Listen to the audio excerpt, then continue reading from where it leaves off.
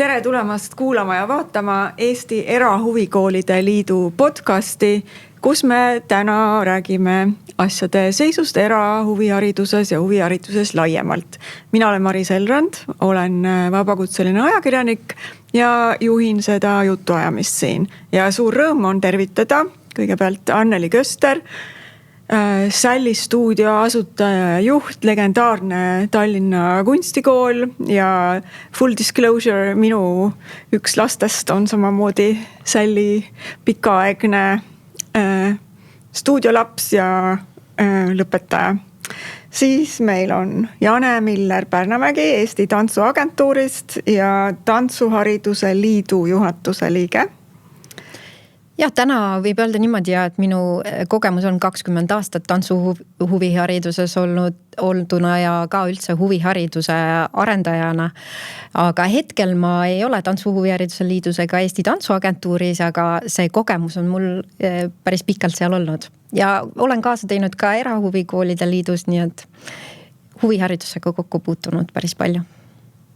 Hästi. Ja Piret Hartmann ja Piret, sinu mütsi ma siin praegu täna ise ei oska defineerida. Äkki sa ütled ise, mis mütsi alt sa siin oled, et võib-olla selliseks üleminekuks me 9 aastat tagasi tegime sel teemal ühe arutelu ja ümarlaua ja sel hetkel sa olid Kultuuriministeeriumis ja tegelesid huvihariduse teemaga, aga vahepeal on toimunud palju liikumisi ja missuguse mütsi sa täna endale pähe paned siin? Jaa, et see 10 aastat tagasi oli tõesti huvihariduse kontseptsiooni üks eestvedajatest ja mul on väga hea meel, et see tegelikult vastu võeti ja see käivitus. Ja sellest ajast alates ükskõik, mida ma olen teinud, olen ma selle huviharidusega seotud olnud, et kas ministri rollides või ka lõimumisvaldkonna juhina, kus on ka väga suur tegelikult roll huviharidusel, laste ja noorte lõimumisel, keeleõppel ja nii edasi. Et täna ma võiks öelda, et ma olen jätkuvalt poliitika kujundaja ja väga lähedalt seotud siis sellega, mis toimub Riigikogus, nii et selles mõttes sotsiaaldemokraatide peasekretärina jätkuvalt proovin olla kaasatud, öelda sõna sekka ja mõelda koos selle valdkonnaga, kuidas seda siis ka arendada. Aitäh! Ja selleks, et siis nüüd mitte kuskilt kaugelt peale hakata ja ma arvan, et need inimesed, kes võib-olla meid siin kuulavad ja vaatavad, on kuigi palju selle temaatikaga kursis ja me ei pea nagu aasta ja oost siin rääkima hakkama. Täna hommikul, nagu igal esmaspäeval, tuli minu postkasti Sten Tamkivi ja Daniel Vaariku memo ja nagu universumis niimoodi asjad juhtuvad, oli üllataval kombel nende teemaks noored ja huviharidus, kuigi nad tavapäraselt tihti räägivad tehnoloogiast. Ja sealt mina võtsin tänaseks kaasa 2 märksõna. TikTok ja Tammsaare park. Need on 2 kohta, kus noored veedavad aega. Nende statistika näitab, et 13–17 vanuses noored on oma ärkveloleku ajast keskmiselt rohkem kui 50% ekraanides. Ja siis ongi nii, et TikTok kujundab nende elu. Ja teine kord, ja ütleme taustaks siia juurde võib-olla ka värske teema Austraaliast, kus keelati lastele alla 16-aastaselt sotsiaalmeedia kasutamine. No ma arvan, et see on samm, mis ma julgeks täna öelda, et Eestis kindlasti ei ole ühiskonnas sellist tellimust või võime öelda, et selline keelamine meie komberuumi ei sobi. Aga mida me teeme, mida me asemele pakume? Ja siis teine küsimus, Tammsaare park, tõesti see küsimus avalikus ruumis, kus noored aega veedavad. Ma arvan, kõik on kursis sellega, mis seal on toimunud ja noortekampade kogunemine, eks ole, ikkagi üle mõistuse suurel hulgal. Miks nad on seal, miks nad ei leia teed kuhugi trenni, tantsima, joonistama, ja mida selleks teha. Ja jällegi seda võib nagu vaadata, et noh, et sotsiaaltöötajad seal, noorsootöötajad seal tegelevad nendega, suhtlevad nendega. Aga isiklikust kogemusest mul on kahjuks tõesti üks väga kole lugu rääkida. See oli küll mõned aastad tagasi. Üks minu poeg sai rünnaku ohvriks Tammsaare pargis ja tema ründaja pool aastat hiljem osutus mõrvariks Õismäel. Et see ei ole nali, on ju. Et ühesõnaga, ja siis küsimus, mille Sten ja Daniel püstitasid, on see huviharidus. Mida me teeme selleks, et need noored ei oleks TikToki ja Telegrami mõjuväljas ainult ja et ainus koht, kus nad saavad olla, ei oleks see Tammsaare park, mis võib viia nad kuhugi, kuhu me ühiskonnana ei taha, mis meile ühiskonnana tegelikult maksab palju rohkem kui kõik see, mida teie teete. Et ma tahakski nagu need 2 küsimust siin täna ära lahendada, et mida igaüks teist saab teha, et rohkem noori tuua nendest 2 kohast, TikTokist ja Tammsaare pargist, joonistama, maalima, tantsima, sportima, kuduma, ma ei tea. Ja mida kohalik omavalitsus peaks tegema, mida riik peaks tegema, kes veel mida peaks tegema? See on päris hea väljakutse selles osas, et ma ei ole päris kindel, et me seda täna siin ära lahendame. Aga küsimus on igati õigustatud. Ehk siis ma arvan, et ka kõik need osapooled, mida sa nimetasid, on hästi olulised partnerid. Et tegelikult meie olemegi nii-öelda see võrgustik, kes peab olema iga noore jaoks olemas. Et võib-olla nimetamata jäi veel üldhariduskool, ehk siis huviharidus täna toimetab väga erinevatega partneritega koostöös, seal ongi pere, seal on üldhariduskool, seal on väiksemates kogukondades võib-olla rohkem ka noortekeskus, et Tallinnas võib-olla me ei puutu nii palju kokku. Kindlasti kohalik omavalitsus ja riigi tasand. Ja see on üks olnud huvihariduse valdkonna siis katusorganisatsioonide ka suur murekoht, et kuidas me saaksime luua sellise struktuursema koostöö oma vahel ja kuidas see huviharidus nagu valdkonnana veelgi selgemalt läbi mõtestada, et igaüks saaks siis oma rolli täita. Ja huviharidus on täpselt samamoodi nagu kui me võtame üldhariduski, on väga komplekssete probleemide küsimuste ees, et need samad noored, kellel on vaimse tervise probleemid, neil on sotsiaalmeedia sõltuvused või muud sõltuvused, et me ei ole eraldi sellest keskkonnast, mis täna maailmas toimub, et see ongi meie kõigi ühine teema neid asju lahendada. Aga nüüd siia tulebki nagu see suur küsimärk, et kuidas tekib see struktuur, mis aitab siis võimestada, et kui me nüüd läheme huvikooli tasandi peale, et mis toetab seda, et sellel huvikoolil oleks võimalik neid erinevaid rolle täita. Et ta suudaks, et kui me võtame selle noore nii-öelda teekonna, et kuidas ta jõuab üldse sinna huvikooli, et see tähendabki väga head koostööd juba lasteaiaga, juba üldhariduskooliga ja süsteemselt kohaliku omavalitsusega, et see info liiguks, mida üldse huvikool pakub.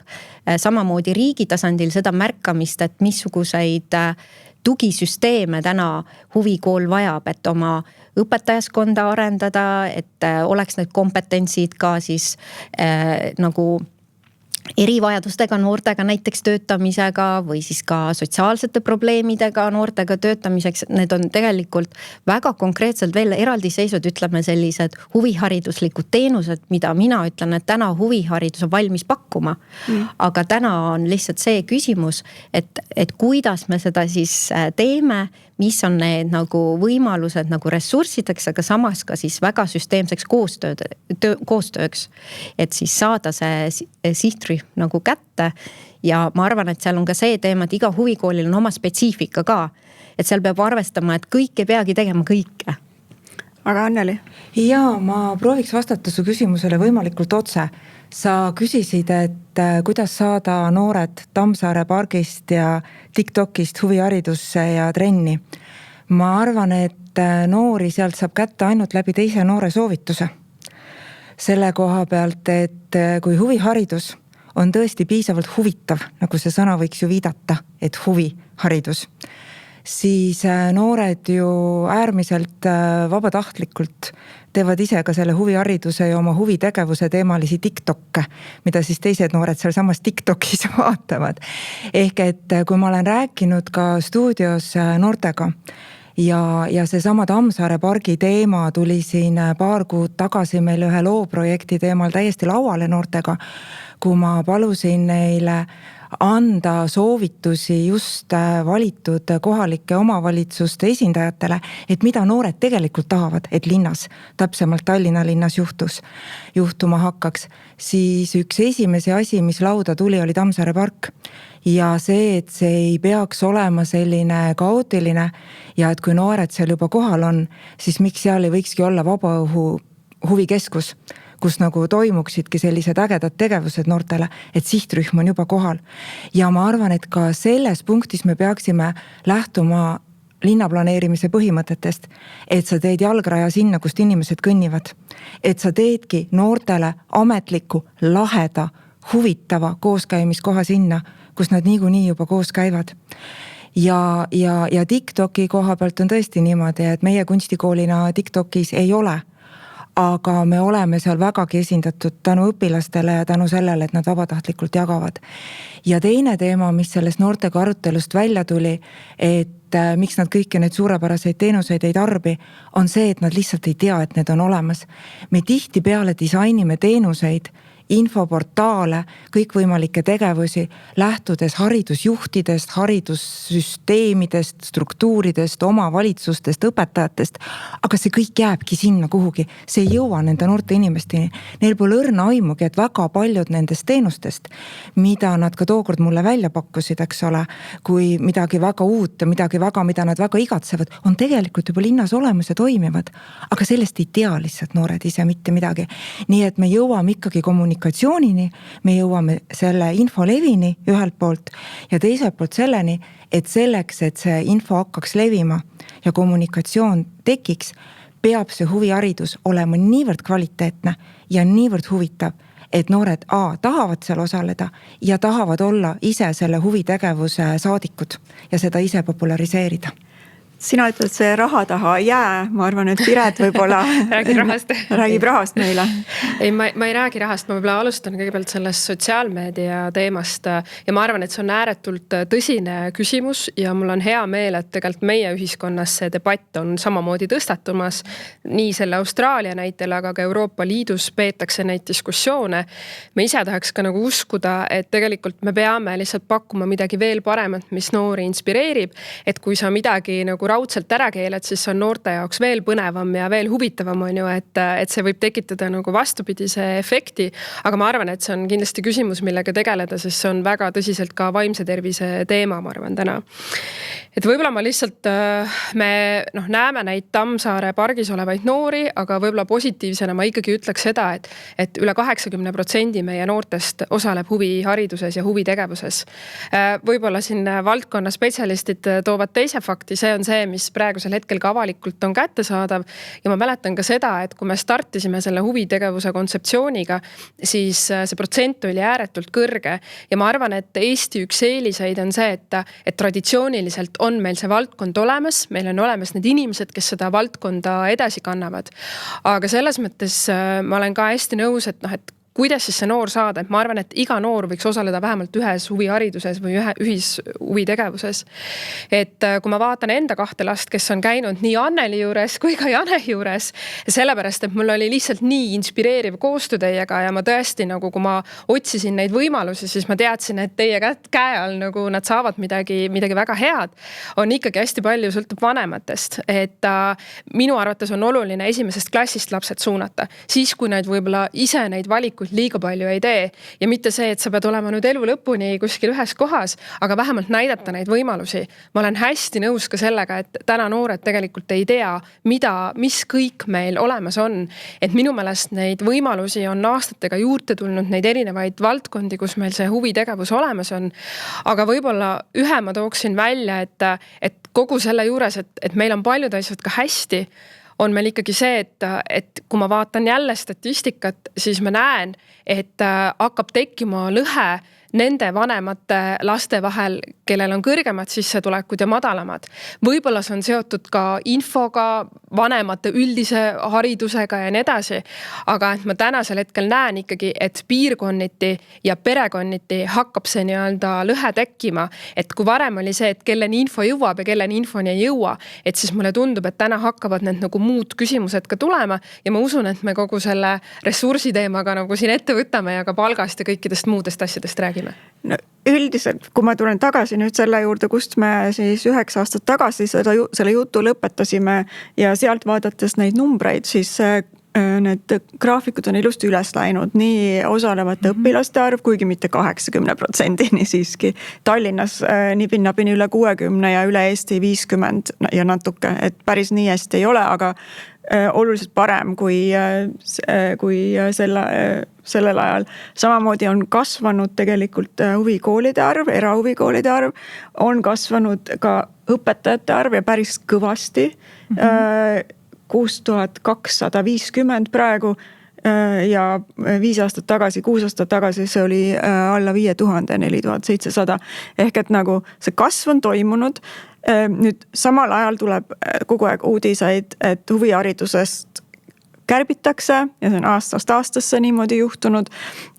Ja siin ongi see vastuolu, et kuigi tundub, et võib-olla see osalejate arv ja kõik see kättesaadavus on nagu paranenud, siis tegelikult paralleelselt sellega, et mis toimub meil selle sotsiaalmeedia ja ekraanimaailmaga, ongi see, et kui varem, kui lapsel oli igav, siis see oli tegelikult hea aeg loovuse arendamiseks. Laps läks igavusest võib-olla õue õunapuu otsa ronima või kuuri taha mingit puutööd nikerdama. Täna ta ju seda ei tee, ehk et see vajadus, ma arvaks, on palju-palju suurem.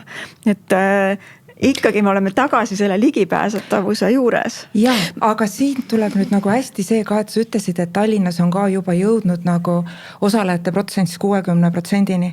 Ma arvan, et koos noorsootööga on see 80%. Aga siit tuleb ikkagi see, et milline on selle raha, mis juurde on tulnud kasutamise efektiivsus. Sest kui me vaatame ka Tallinna linna käesoleva aasta ehk 2025 eelarvet on ju, siis huviharidusele Tallinna linn kulutab enam kui 16 miljonit, mis on väga suur raha. Aga kui me vaatame, kuhu see 16 miljonit läheb, siis see läheb alla 20% õpilastest, kes üldse osalevad huvihariduses. Ja sellest enam kui 16 miljonist vaid 300 000 läheb kõigile ülejäänutele linnapoolseks toeks. Ja mina julgeksin küll välja öelda kõva häälega selle, et mulle tundub, et on aeg täiesti põhimõtteliseks muutuseks. Ja see põhimõtteline muutus on see, et kohalik omavalitsus ei peaks olema enam huvihariduse teenuse pakkuja, vaid ainult huvihariduse teenuse tellija. Sest kui me vaatame kas või kunstihariduse näitel, mille numbreid ma lihtsalt nagu tean ja tunnen, ja ka linna eelarves on need ju väga põhjalikult välja toodud, siis kui munitsipaalsüsteemis on kohamaksumus 2422 eurot, siis eras on sama tunni mahu juures 1254 eurot, ehk et me saame nagu hinnas poole alla ja kui me edasi vaatame toetuste poolt, see on aasta, just. Ja kui me vaatame nüüd edasi, siis linn oma maksumaksja rahast maksab sellest kinni ligi 100 eurot kuus ja erahuvihariduse toetus õpilase kohta kuus on 250. Ehk et kui palju rohkem kvaliteetset huviharidust saaks sellisel juhul, kui linn oleks tellija ja kõik oleksid vabaturul, mitte teenuse pakkuja. See on ikkagi rahaliselt, on see nagu väga-väga suur vahe ja samas see lapsevanema oma osalusel tegelikult enam ei ole väga suurt vahet, mis on eras ja mis on munitsipaalis. Ma täiendaksin veel selle poolega, et võib-olla kohaliku omavalitsuse tasandil tuleks ka läbi mõelda seda, et lisaks sellele, et KOV peaks olema nii-öelda selle teenuse tellija ka selles kontekstis, et kas üldhariduskooli õpetaja on huvihariduse õpetaja. et siin on see näide, mis on siis Tallinna linna näitel, et ka siis, kui 2017 lisatoetus kohalikele omavalitsustele tuli huvitegevuse, huvihariduse korraldamiseks, siis Tallinna näitel ju juhtus see olukord, et esimesed aastad üldse see erahuvihariduseni ei jõudnud. Ja kuhu see liikus siis üldhariduskoolidesse huviringide tegemiseks. Ja keegi siin ei ütle ilmselt, et huvitegevus ei ole oluline, absoluutselt on. Aga me peame mõtestama seda, et huvihariduse õpetajal on oma selge kompetents. Ja selles osas tuleks nagu võimestada selle raha eest tegelikult siis huvihariduse õpetajaid, kes võiksid olla üldhariduskoolile partnerid. Et matemaatikaõpetaja ei pea tegema nuputamise ringi, vaid selleks ongi võib-olla teadushuvihariduse huvikooli õpetaja, kes tuleb ja teeb seal robootika ringi, eks ju, näide. Et selles mõttes mulle tundub, et see sama teema, et kes missugust rolli mängib, on vaja läbi rääkida. Nii KOV-i tasandil, riigi tasandil, huvikooli tasandil, noortekeskused, üldhariduskoolid, et me saaksime nagu sellest aru, et meil on igal ühel nagu oma vastutus, oma roll ja me saamegi siis ka neid kompetentse sellest lähtuvalt arendada. Ja kui tulla nüüd selle Tammsaare pargi näite juurde, siis me peame ka selle juures, et noor ei ole ka konstantne mõiste. Et seal ongi väga erinevad noored, et kindlasti ühtedele sobib see, et sõber soovitas ja ütles väga äge huvikool, tulge sinna. Ja kindlasti on neid, kellel absoluutselt enam sellised nagu sõnumid ei toimi, aga nemad on ka TikTokis. Ehk siis selles mõttes seal peavad olema need sisenemisteekonnad väga erinevale siis noore segmendile, et me saaksime aru, mis oleks see tema jaoks see koht, et ta sealt pargist saaks nagu siis selle positiivse mingisuguse muu tegevuse või siis ta vajab hoopis mingisugust rehabilitatsiooni või muud teenust. No selle lihtsalt tantsule mõeldes ma mõtlesin, et nagu tänavatants ongi ju sellest tekkinud, see oleks nii orgaaniline asi, mis võiks seal nagu neid inimesi kõnetada, on ju. Absoluutselt. Muusika mängib nagu nii. Ja mitte ainult tänavatants, vaid liikumine üldse on tegelikult nii-öelda tõendatud ka võimestamine just selleks, et kuidas jõuda iseenda juurde tagasi ja kõik erinevad kunstialad ja loovalad aitavad noorel aru saada, kes ma olen ja kuidas ma siia maailma kuulun. Et selles mõttes seal on nagu neid teraapilisi nagu võimekusi nii palju, mis meil on kasutamata. Aga see on juba selline poliitiline küsimus, et kas KOV on valmis tegelikult andma käest ära oma kontrolli, oma nende munitsipaalhuvikoolide üle, sest see on ka teatud mõttes poliitiline mõjutusvahend. Kas KOV on valmis ütlema oma munitsipaalhuvikooli õpetajale, et iga neljapäeva õhtu sa lähed ja teed 2 tundi, annad tasuta trenne või lastele tasuta trenne pargis, eks ole, et kuidas nagu seda nihutada?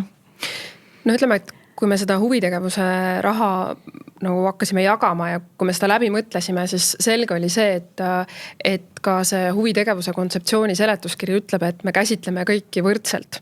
Ja see oli tõsine nagu küsimus, kui me selle rakendamisel saime aru, et Tallinn seda põhimõtet ei täida. Ja see ongi, kuna tegemist ka liidu puhul on ikkagi MTÜ-ga, kus on vabatahtlik töö ja inimesed, kes ei saa sellest palka ja öelda neile, et minge nüüd kohtusse. Et ma mäletan, et need arutelud meil ka tol hetkel oli ja ma arvan, et kui nüüd üle vaadata nii-öelda kogu seda kontseptsiooni, siis see on üks asi, millele mõelda. Mina olen ise hästi suur kindlasti erahuvihariduse toetaja, sest ma arvan, et erakoolid toovad mitmekesisust juurde. Aga ma arvan, et see olukord on erinev Tallinnas või kui ma näiteks võtan oma kodukohta Püssit. Et ma ei arva, et kohalik omavalitsus ei peaks üldse tegelema huviharidusega. Et näiteks seal olev Kiviõli kunstide kool on ülihea. Tõenäoliselt, kui ta oleks ära kätes, siis tekiks küsimus, kas nad saaksid hakkama, kas nad suudaks seda koolimaja üleval pidada ja nii edasi. Praegu see kool toimib nii, et seal on rohkem lapsi kui sellel ajal, kui mina seal käisin.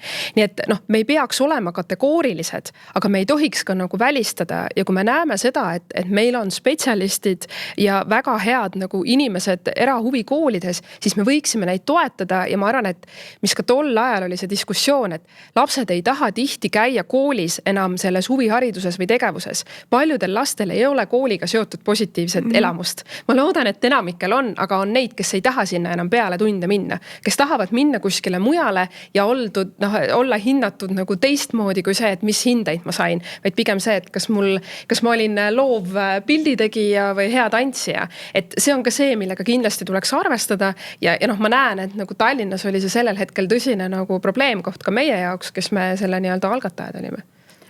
Mis oleks vaja, et sina teeksid Sälli stuudio, ma ei tea, Vaivaras? Ma arvan, et selleks ongi vaja tellimust. Sest kui on tellimus, siis töötava mudeli pealt inimesed välja õpetada ja stuudio püsti panna on ainult tehniline küsimus. Ja ma tõesti nagu siiralt usun sellesse, et erasektoris tellides, mitte siis see 256 on ju, vaid natukene teistsuguste numbrite alusel, mis ikkagi on nagu soodsamad kui puhtalt see munitsipaalsüsteem, on absoluutselt kõik tehtav. Ja samas on täiesti selge ka see, mis sina, Piret, ütlesid, et väikestes kohtades see kohatasu ilmselgelt tuleb ka per õpilane kõrgem, sest seal on neid osalejaid vähem, eks ole. Et me peamegi siin vaatama nagu Tallinnat ja teisi suuremaid linnasid eraldi väiksematest kohalikest omavalitsustest, eks ju. Aga samas ma ikkagi jätkuvalt arvan, et ka see olukord, eks ole, kus Tallinn oma eelarvelised võimalused kasutab niivõrd väikese hulga õpilaste peale, ei ole lihtsalt maksumaksjate suhtes õiglane. Seda enam, et enamik noori ja kui huviharidust ongi ju koondunud Tallinnasse, laias laastus see, mis toimub Tallinnas, mõjutab meil kogu riiki. Mina tahtsin lihtsalt seda öelda, et ma ei julgeks seda öelda, et nüüd munitsipaalkoole üldse pole vaja, et selles mõttes, et kindlasti on muusikakoolide ja kunstikoolide süsteemil oma väärtus olemas. Pigem on küsimus nagu selles, et mis on selline süsteemne ja läbimõeldud nagu tervik siis rahastamise süsteem. Et see ei saa ka olla selliselt, nagu täna ise tean, et väikses Lõuna-Eesti vallas on see, et kogu siis huvitegevuse ja huvihariduse toetus läheb kõrval oleva suure linna siis muusikakooli ja kunstikooli siis arvete maksmiseks. Ehk siis KOV suurem linn esitab teisele väiksele KOV-ile siis kohatasud, mis siis ära kaetakse, on siis selle kohaliku tasandi sellist oma sellist huvitegevuse, huvihariduse arengut ei saagi nagu teha, neil jäägi nagu muud ressurssi nagu järgi. Ehk siis see peaks olema nagu terviksüsteem, kus me nagu mõtestame, et mis on siis et need munitsipaal- ja erahuvikoolid on tegelikult võrdselt olulised. Aga meil on täna tekkinud olukord, et ühed on võrdsest võrdsemad nii öelda. Et me oleme ehitanud nagu üles süsteemi selliselt, et kui me võtame Tallinna linna näite, et me oleme nagu omavahel konkurendid. Ja see tekitab selle koostöise nagu suhte lõhkumise, ehk siis me siiamaani pole saanud seda sidusat koostööd üldse algatada, et ka läbi mõtestada alates nendest ka noorte erinevatest sidusrühmadest, et mida siis Tallinna linn vajab, et kuidas me saame siis koos neid asju teha. Ja sealt peaks need müürid ära lõhkuma, et meie koolid ja teie koolid, meie lapsed ja teie lapsed. Et need kõik on nagu meie lapsed ja me peame nagu neid kõiki suutma oma nagu tugevusi arendada, oma huvid üles leida õigel ajal. Meil täna on siit puudu sport muidugi, mis ju läheb ka igasuguses statistikas selle samadesse loendustesse. Aga samas, kui spordis nagu toimib süsteem, just, eks ole? Ja tahtsingi sinna jõuda, et see spordi pearahade süsteem tegelikult ja treenerite palkade süsteem see toimib, et mis nüüd on siis takistus, kus lihtsalt olles näinud nagu mõlemat poolt, siis ma arvan, et mis on hästi suur spordi eelis olnud, on see, et ta on tohutult organiseerunud valdkond. Seal on erialaliidud, seal on nagu süsteem olemas, seal on EOK ja nii edasi. Et ma tegelikult Jane jutu jätkuks, mul tekkiski 2 küsimust. Et ma arvan, et asju lahendatakse ja tehakse siis, kui saadakse aru, et mis on selle valdkonna roll ja tähtsus. Ja teine on see, mis täna on küsimus, ongi selles poliitika kujundamises. Ja see on olnud 10 aastat, ma arvan. Et kes siis selle valdkonna eest seisma peab. Et ühest küljest on nagu noored ja haridusministeeriumi rida. teisest küljest jälle spordi arendamine, kultuuri püsima jäämine, jätkusuutlikkus, kultuuriministeeriumi roll. Ja võt see on nagu see küsimus, et ühest küljest mina ütlen alati optimistina, keerulisi küsimusi lahendataksegi erinevate osapooltega ja see on tugevus. Aga meil on ta olnud selline nagu natukene nagu palli viskamine ühele ja teisele poole. Et mitte öelda surnud koera üle aia loopida. Just, et kui ma lugesin seda artiklit ka sellest ajast või seda intervjuud, siis toodi just positiivsena, et me tulime nagu keskpõrandale kokku, me tegime selle esimese sammu ära ja me saime aru, et siia peab tulema kohe järgmised sammud juurde, et me peame juba järgmist sammu hakkama ette valmistama. Ja võib-olla kui nagu mõelda sellele 10 aastale, siis minu jaoks ongi võib-olla kõige kurvem see, et me ei ole tulnud enam keskpõrandale uuesti kokku ja liidud väga nagu üritavad ja püüavad ja nügivad ja toovad neid ministreid kokku ka, aga kuidagi see poliitika tegija nagu soov muutust luua on võib-olla nagu natukene see küsimuse koht, mitte isegi, et ma tahaks kritiseerida kolleege, aga ise endale otsa vaadates minevikus. On see siis tingitud tõesti meid ümbritsevast nagu keerulisest maailmast? No me peame ju ka tegelikult tagasi vaadates näeme, et vahepeal oli meil COVID, mis ma ei tea, mis pani ikkagi väga suure löögi alla erahuvihariduse kindlasti proportsionaalselt rohkem kui kõik muu, energiahinnad, sõda.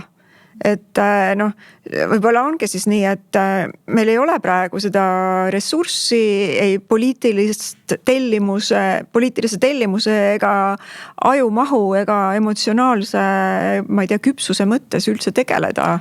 Aga samas on see tohutult oluline punkt just strateegilisest vaatepunktist, sest kui me vaatame ka viimast OSKA uuringut, töö ja oskused 2035, siis enim väärtustatavaid oskusi on üldse kõik need, mis aitavad inimestel õppida, kohaneda muutuvate oludega ja mõelda loovalt.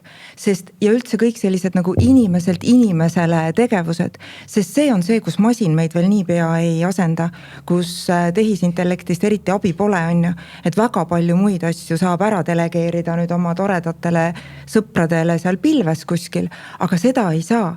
Ja just nimelt selliste loovate ainete haridus on minu meelest väga suurestki ettevõtlikkuse kool. See ei ole ainult kultuurivaldkonna järelkasv, see ei ole ainult vaimne tervis, see ei ole ainult TikTokist ja Tammsaare pargist ära, see on otsene ettevõtlikkuse kool, sest kui me vaatame mingisuguse tantsuetenduse või kunstinäituse või loova projekti ettevalmistamist, kui ma olen pärast noorte käest küsinud, mida nad kõige rohkem õppisid, siis ülekaalukas vastus on enese ja aja juhtimist, vastutuse võtmist ja turundust. Ja see on ju kõik sellised ettevõtlikkuse komponendid ja kui me tahame kõikidest nendest kriisidest tulla välja nii, et me neid raisku ei lase, siis me peaksime just kriiside ajal investeerima inimeste loovusesse ja ettevõtlikkusse, sest niimoodi nad mitte ainult ei oska kohaneda muutuvate oludega, vaid nad ise hakkavad neid uusi olusid looma. See on tohutult oluline. Ma läheks kohe siit edasi Annelit nagu toetades selles osas, et just uurinuna kestlikkuse teemasid, siis täna teadlased on jõudnud järeldusele, et kestlikkuse teemade kõige olulisem komponent on kultuur. Ja huviharidus on tegelikult see, mis loob seda kultuuri, et kus tekivad need väärtushinnangud, see oskus nagu teistega koostööd teha, arvestada, olla loov, kõik see, mis Anneliga tegelikult välja tõi. Ehk see on nagu üks põhisammas nii-öelda majanduse, sotsiaalteema ja keskkonna kõrval. Aga mis on kõige olulisem, et ta on tegelikult see sidusaine või see siduskomponent, et sa ei saa tegeleda ainult majanduse, keskkonna või sotsiaalteemaga, kui seal ei ole seda sidusat väärtusruumi kasvatust seal kõrval. Ja mis ma tahtsin nagu positiivse poole pealt ka välja tuua, et mina ütleks, et see koostöö sellise noorte valdkonna põhiselt täna nagu on tööle läinud.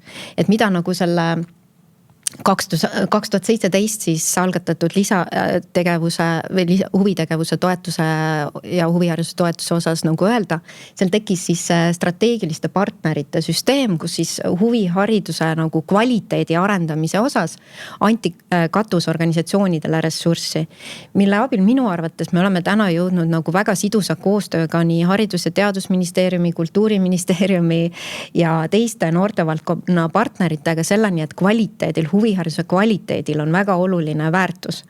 Ja täna me tegeleme sellega, et siis ka huvihariduse õpetajad oleksid tõesti kvalifitseeritud erinevate koolitusprogrammide ja muu sellise näol, aga et lisaks siis me jõuame ka riigi tasandil selleni, et kutsesüsteem muutub oluliseks ja pluss siis ka sellisene üldine arusaamine, mida me üldse huvihariduse kvaliteediks peame. Mis on need kvaliteedistandardid, mida me ootame.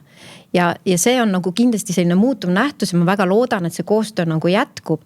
Aga ikkagi see toetus andis selle ressursi, et valdkonna siis spetsialistidel oli seda võimekust tulla kokku ja mõtestada rohku ja nügida ka nende teemade poole ja huviharidus oli ju eelnevalt noorsootöö all olev all teema justkui, et see tõsteti nii-öelda noorsootöö alla, täna huviharidus on võrdväärselt noorsootöö kõrval.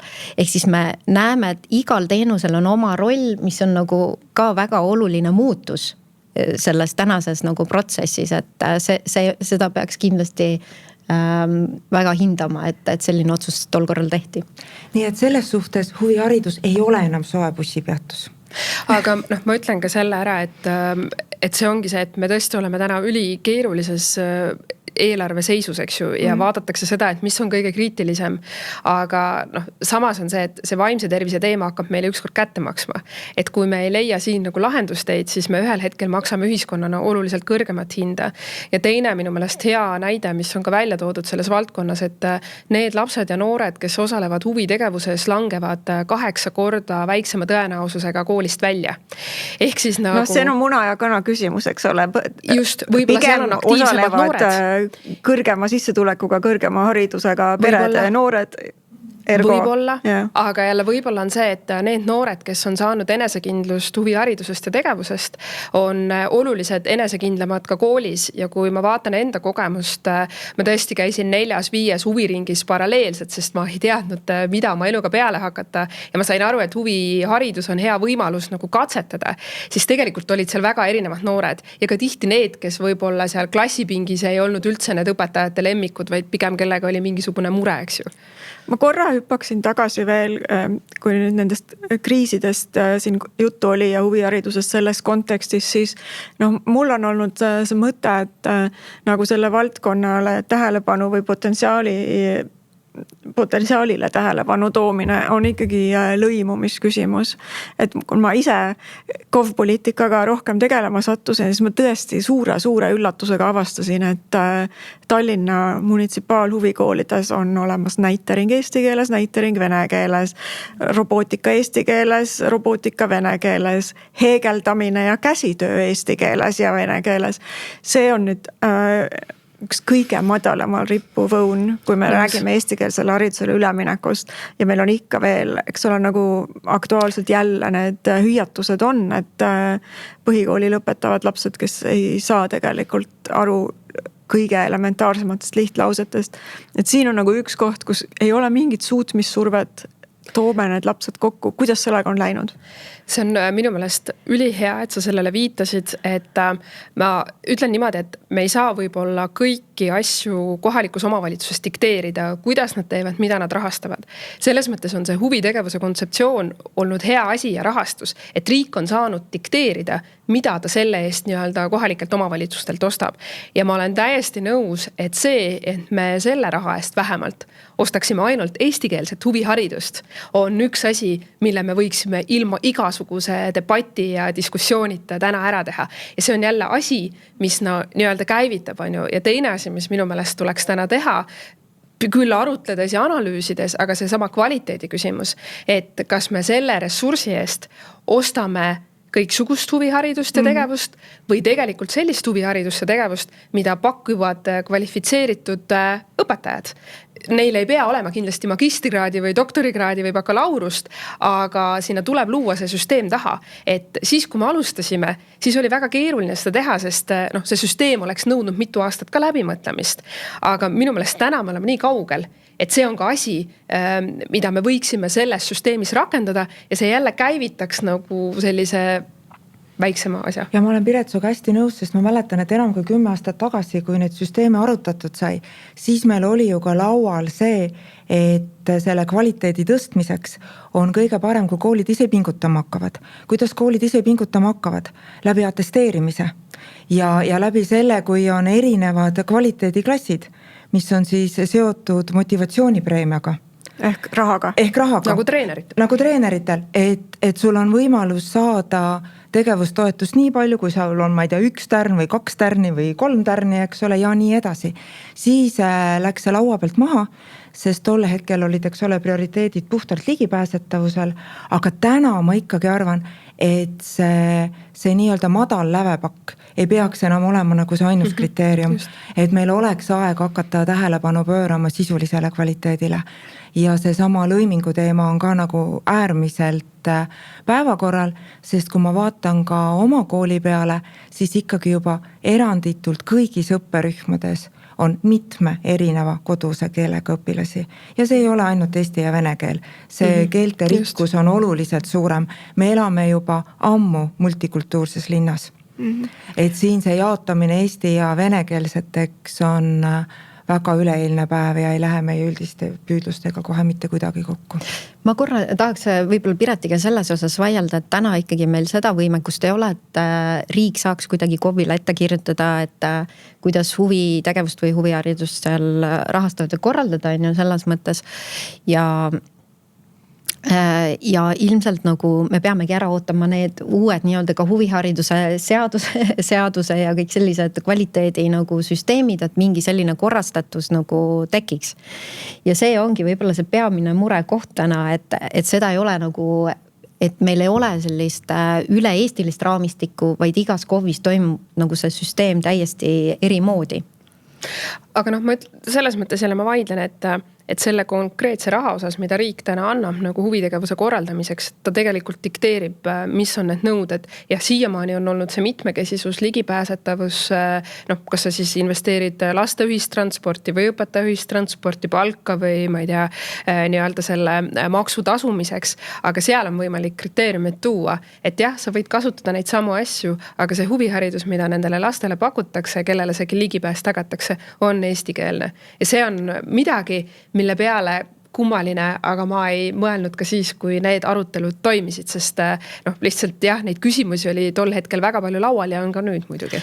Tol hetkel võib-olla ei olnud seda üldse teadvustatud, sest see tundus niivõrd imelik, aga ma kontrollisin järgi vähemalt vormiliselt oma kodulehekülgedel need munitsipaalhuvikoolid hetkel sellist keelelist segregatsiooni enam ei paku, kuidas see sisuliselt ja tegelikult toimib, ma ei tea, Tallinna Tondiraba huvikoolis tõenäoliselt siiski põhiline töö keel Narvas ei me ole ilmselt näeme nagu teist pilti, eks ju, et see on jällegi, mida me nagu vaatame, et siin mõned aastad tagasi vist Narva linnas oli ainult 2 huviringi, mis olid eestikeelsed.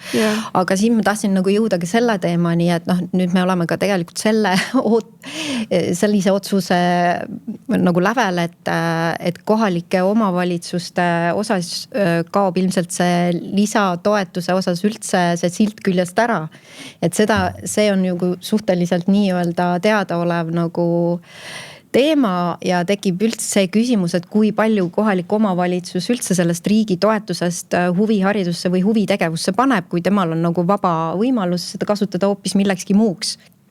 Et kui me täna juba teame neid näiteid, et sellest toetusest ei kasutata seda huviharidusse, et siis see on veel suurem küsimus, et kui palju meil seda ressurssi üldse jääb meie valdkonda. Aga mis siis edasi, et mis oleks nüüd see loogiline või ootuspärane järgmine samm, et kuidas tulla keskpõrandale kokku ja ikkagi need asjad mõistlikult läbi mõelda, nii et kõik on rahul? no mina esiteks küsiks ikkagi seda, et enne kui need sildid küljest võetakse, kas on nagu mingi plaan, et see huvitegevus, huviharidus saaks rahastatud, et ma ei ole seda diskussiooni kuulnud. Ja minu arvates tuleks see diskussioon algatada, et enne kui see kõik juhtuma hakkab, et kuidas me näeme, et reaalsuses tagatakse, et lapsed ja noored ka nagu saaksid toetatud ja leiaksid huvid üles, et meil ei juhtuks selliseid nii-öelda Tammsaare pargi juhtumeid, et me jõuaksime selleni, et kõik lapsed ja noored oleks võimalikult varakult siis nendele pakutud nende huvile vastavaid tegevusi. Kellele see küsimus on? Kes peab vastama? Ma arvan, poliitikutele ma vaataks ikkagi nagu sinna poole. No selles mõttes ma olen selline kuidagi realist, et ega väga kaugele me oleme jõudnud tänu sellele, et see valdkond ise on olnud väga tubli ja nüginud ja mitte jätnud järgi ja mul on nagu hea meel kuulda, kui sa, Jane, ütled ka, et tegelikult see valdkond on muutunud palju organiseerutumaks tänu nendele tegelikult arengutele, mis on olnud. Mis puudutab seda sildi äravõtmist siis rahal, mida riik annab kohalikele omavalitsustele, et ühest küljest ma olen selle kohaliku omavalitsuse autonoomia suurendamise poolt, et nad teavad, mida koha peal vaja on. Ja ma arvan, et vahel me oleme ka liiga ülekohtused selles osas, et kohalikud omavalitsused ise ei panusta, et nad päris palju panustavad ka. Aga ma olen nõus, et me peame mõtlema ka teisest küljest sellele, et mis on need ootused, et kui meil enam ei ole kriteeriumeid paigas, siis me peaks mõtlema, et mis on meil ootused igale kohalikule omavalitsusele, mida nad selles valdkonnas tegema peaksid. Ja teine pool on ikkagi see, et peaks kuidagi julgema avada uuesti seda kvaliteedi komponenti julgemalt, pluss sellega, et me mõtleme ikkagi ka nende nii-öelda õpetajate tasude peale. Et see on asi, mida me võib-olla ei julenud kohe ära lahendada ja ei olekski saanud, sellepärast, et ei olnud piisavalt ressursse ja ei olnud ka seda süsteemi sellel hetkel. Aga kui me tahame 2-3 aasta pärast selle rakendada, siis me peame täna nagu selle olukorra lahendama. Nii et ma loodan väga, et jätkub organisatsioonidel ühest küljest jõudu seda asja edasi ajada. Aga teisest küljest ma muidugi vaatan ka ministeeriumitele otsa, et need, kes seda valdkonda juhtima peavad ja ma arvan, et eelkõige Haridus-Teadusministeeriumile, kes neid strateegiaid ka juhib, et võtke see julgelt ette ja ma mõistan ka seda, et vahel kui sa tahad olemasolevat süsteemi muuta, siis võib juhtuda ka see, et see lammutatakse üldse laiali, eks ju. Aga ma tahaks öelda, et selles valdkonnas on nii mõistust kui jõudu ka kogemust. Et oli tegelikult aeg juba 5 aastat tagasi.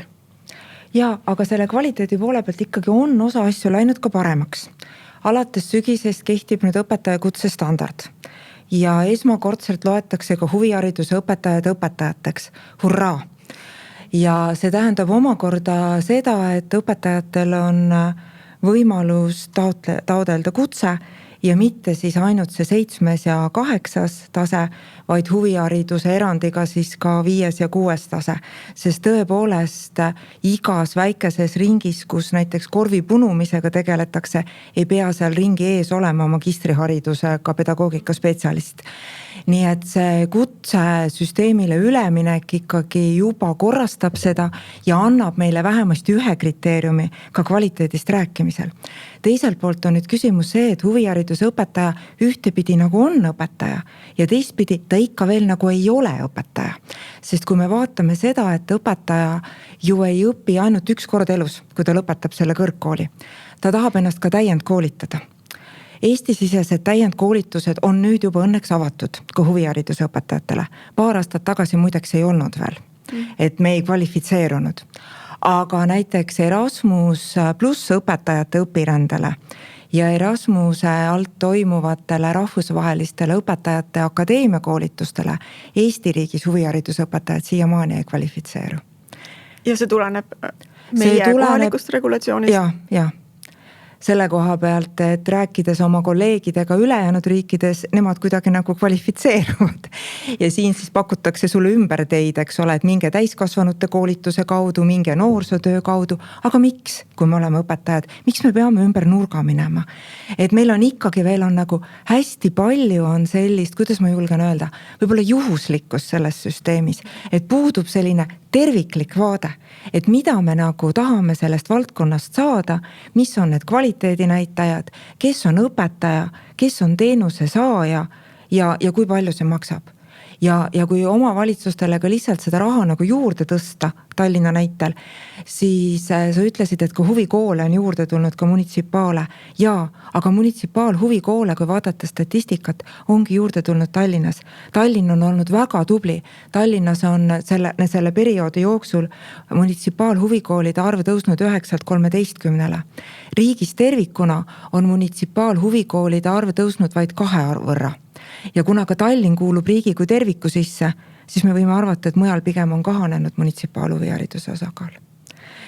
Ehk et me jõuame taas sellele efektiivsuse küsimuseni, kuidas me saaksime selle sama raha eest, mis me täna maksumaksjatena panustame huviharidusse, rohkematele lastele kvaliteetsele huviharidusele ligipääsu.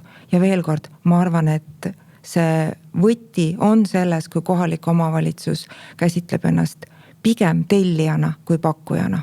Tänase jutuajamise kontekstis siis väiksemate kohalike omavalitsuste kontekstis lisasin sõna pigem tellijana.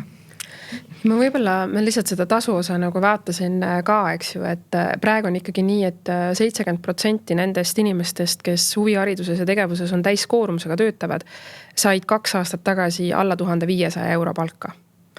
Et see on ka nagu see, et kui me tahame, et inimesi tuleks juurde ja praegu on pooled inimesed, kes selles valdkonnas on üle 10 aasta töötanud.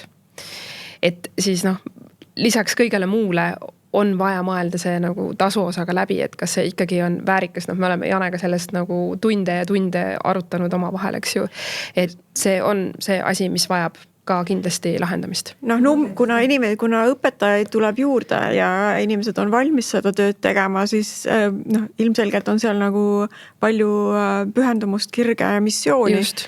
Aga võib-olla üks teema, mis praegu siin ei ole mõtet avada, aga just ju oli mõni aeg tagasi ühe tantsukooli näitel ikkagi nagu väga halbu lugusid, mis on seotud nende rahateemadega, eks ole, JJ Streetist räägin, aga tean ka ühest teisest koolist, kus ikkagi tegelikult õpetajaid kasutatakse julmalt ära ja see on nagu sarnaneb mitte enam huvihariduse, vaid mingisuguse muu tegevusele. Selles mõttes on nagu see jällegi kriteeriumite seadmise küsimus.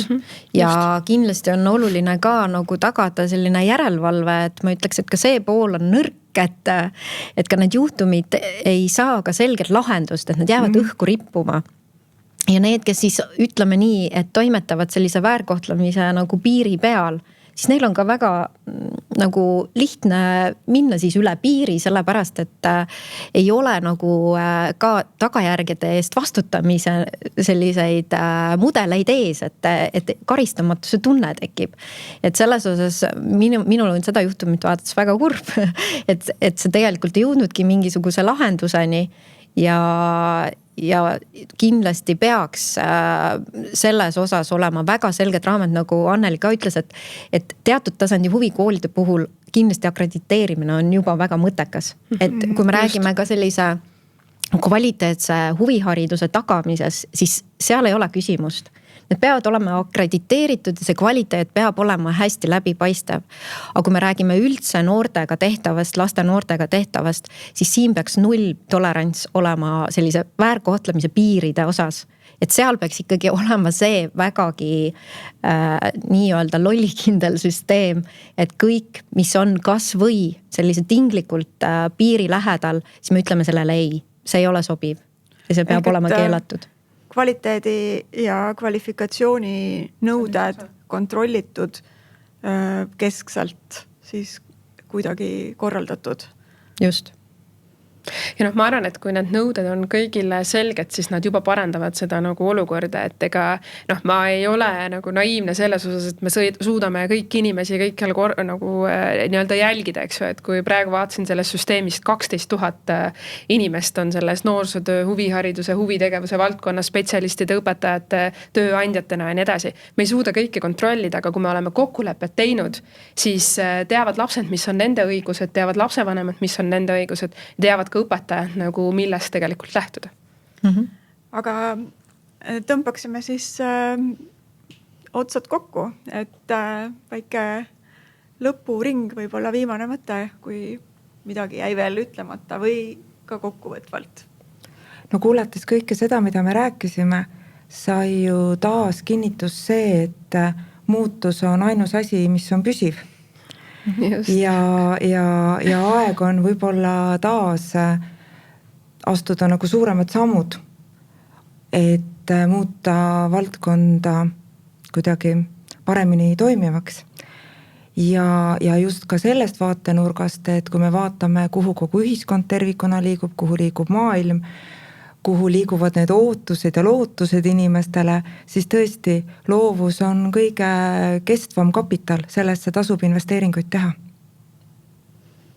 Ma lisaksin siis siia juurde, et selleks, et muutust ellu viia, on kõige olulisem omavaheline suhtlus. Et me teaksime nagu erinevaid vaatenurki, erinevate osapoolte neid murekohti, miks ma ei saa midagi teha või mis on see probleem, mida me koos üldse lahendame, kes millise vastutuse selles lahenduskäigus võtab ja millist ressurssi me saame kasutada, kas me saame mitu ressurssi äkki kokku panna ja kombineerida, sest oleme ausad, meie riik on õhukene ja jääb järjest õhemaks, et sellepärast me peamegi olema väga nutikad, et omavahel suutuma hästi koostööd teha erinevate sektorite vahel, erinevate valdkondade vahel, ministeeriumite üleselt ja erinevate siis ka erisuste ma mõtlen siis eraldi nagu komplekssete nagu vaadete nagu vähendamise osas, et mõtlen, et me ei peaks rääkima erahuviharidus ja munitsipaalhuviharidus, me räägime huvikoolid nagu terviksüsteem.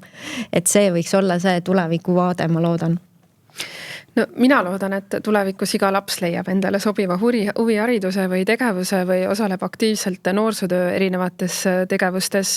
Et ma loodan, et see, mis Eestit on võib-olla nagu kandnud siiani, et me ei ole isegi seda välja öelnud, et see huvihariduse tegevus on osa haridussüsteemist, et see on ka tulevikus jätkuvalt nii ja võib-olla me isegi mõtestame seda rohkem lahti.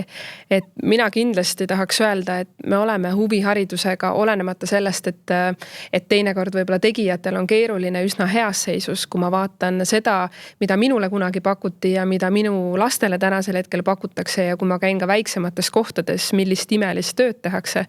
Et ma loodan, et valdkond ei jäta siin jonni, aga ma olen ka eelkõnelejatega nõus, et võib-olla täna võiks olla nagu see koht, kus me vaatame uuesti nagu, et mis on need murekohad, mis sellel nagu valdkonnal on ja proovime seal leida neid lahenduse kohti. Ja siis tagasi tulles siia TikToki ja Tammsaare pargi juurde, et üks soovitus oli, et kui keegi tahab midagi teha, siis mõtle välja mingi trenn, mida sa ise oskaksid teha ja kutsume need lapsed ja tee seda lihtsalt. Aga see on selline rohujuure ja startup mindseti lähenemine, et me siin räägime täna suurest struktuurist, kus töötab ja tegutseb tuhandeid inimesi, et nende kõigi kokkutoomine ja hea tulemuse saavutamine nõuab võib-olla natuke rohkem, aga ma loodan, et mõned mõtted täna siit siis on meid viinud sellele teele lähemale. Aitäh! Aitäh!